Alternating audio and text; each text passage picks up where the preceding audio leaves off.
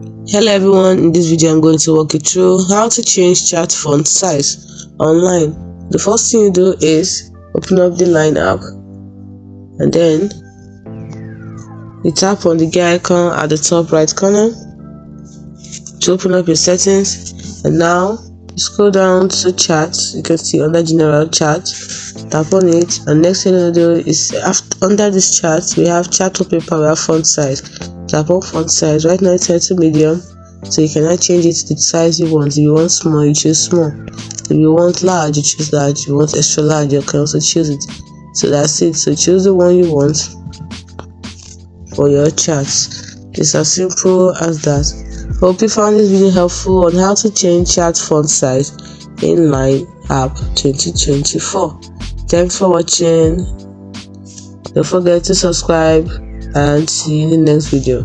Bye for now.